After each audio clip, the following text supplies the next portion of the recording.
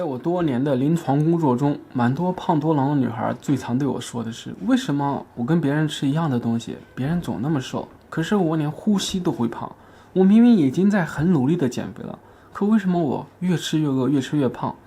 因此自暴自弃在这背后我听到的是一种担忧，就是我很努力的去减肥了，但是结果人就没有改善，这是不是就得承认自己真的很差？所以把身边有易瘦体的人看成一种天生的素质，自己就不会那么有压力。这种想学又害怕受伤的心情，我很能够体会所以今天我就分享2个对多囊最好和最差的饮食法，帮助你快速掌控饥饿感，轻松的减脂增肌。说起这个食谱就让我想起跟这个主题相呼应的一个故事就是前段时间有位肥胖女性的患者来找我的诉求非常简单，她听说减脂增肌可以增加受孕率。我跟她讲没错，根据研究体重过重引起了多囊跟卵巢不正常的排卵，会影响你的怀孕。当你减重达到你体重的 5% 的时候呢，通常就能出现效果。后来呢，我就帮她制定了一份低碳版的地中海食谱，在减重达到 4.5% 的时候呢，她就发现她的月经不来了。她想给我抱怨说，我是来减脂的，怎么我的月经变不正常了？结果她一验孕居然怀孕了，高兴得不得了。说到这里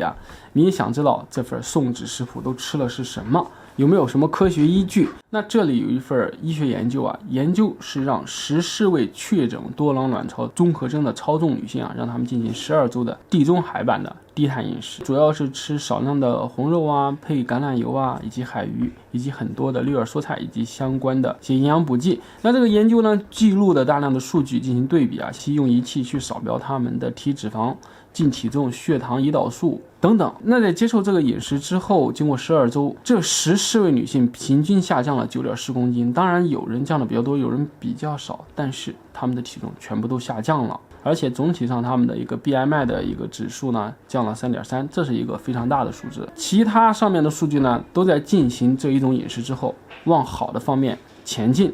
那在说完这一个管理好多囊的饮食法之后呢，乔布斯还说过一句话，选择不去做什么比做了什么还要重要。所以就很有必要说一说哪些是对多囊不友好的饮食这种饮食不仅会造成多囊卵巢综合征的2个死循环，分别是荷尔蒙激素的紊乱和胰岛素抵抗，让你从一个纤细的小女生变成一个粗犷的大男人。我在临床工作中帮很多女孩减脂的时候发现子宫卵巢生病、受不孕症困扰的人越来越多。很多女生因为求子困难而烦恼你可曾想过这些问题有可能是吃出来的吗？所以多囊除了跟不良的生活作息压力遗传因素有关吃错食物更是一大问题。像是我曾经遇到过一位患者，年纪轻轻才30多岁就面临不孕的问题，好几年了，尝试过好几次的人工受孕，甚至试管婴儿全部都是以失败告终。求子的过程是十分的艰辛后来我经过一番了解之后，才发现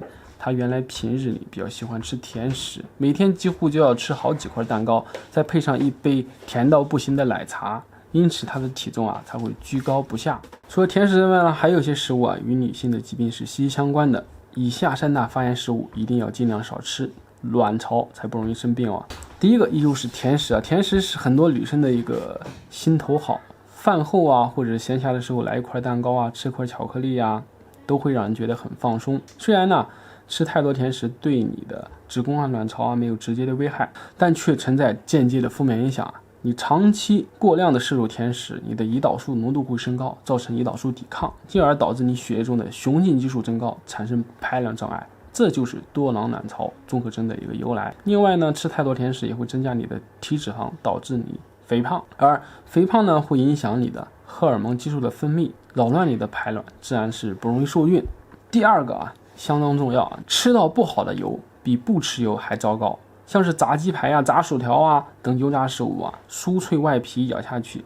咯嚓咯嚓的，让人充满幸福感，让你忍不住一口接一口的吃下去。但其中富含的反式脂肪让你身体发炎，比你不吃油还要糟糕。有研究显示体内有太多反式脂肪酸的女性它循环性的雄激素比较高，而血液中的优质的欧米伽3脂肪酸较高的女性它血液中的雄激素较低，然后它罹患心血管疾病的风险也比较低。所以多囊的女孩建议选择橄榄油椰子油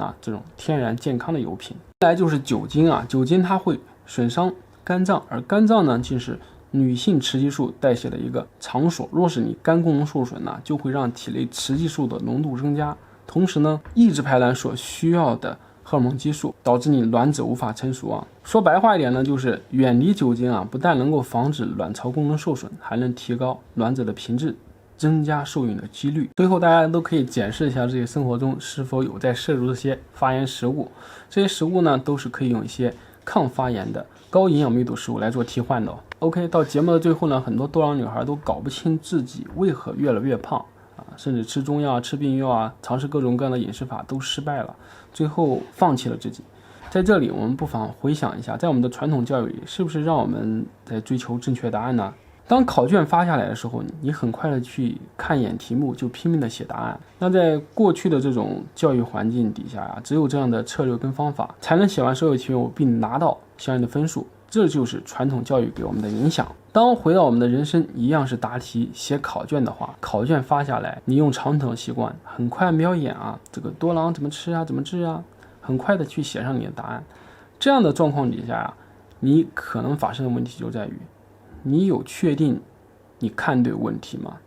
回到你写的答案，你写的可能是对的，可是你并没有回答到为什么我会患有多囊那个真正的问题，因为从一开始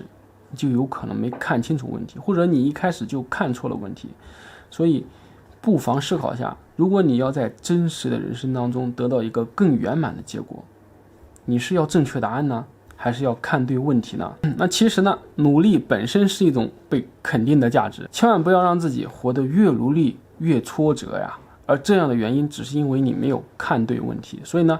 你想要在自己的人生过程当中去追求那些能够有更多的空间跟资源，透过生命的实践去理清多囊，做好饮控、运动、情绪压力以及睡眠，这一切努力的背后到底是什么呢？那我也很鼓励你可以参加我的线上课程90天饮控，成为你想要的改变。我要跟你分享我们在过年期间的新春过好年的优惠，从即日起到2月6号的晚上12点之前呢，我们的90天饮控成为你想要的改变这门课程呢，我们推出原价8折的季节限定优惠。在这段时间里，那你加入这门饮控课程只需要39.9元。如果你想要把好好吃好好睡也能管理好多囊的日子持续下去，那这门课就是你需要的。详细的课程资讯在我们的视频说明里面都有连接，期待你的加入，也期盼我能够和你一起前进。今天就跟你聊到这边了，我们虎年再见。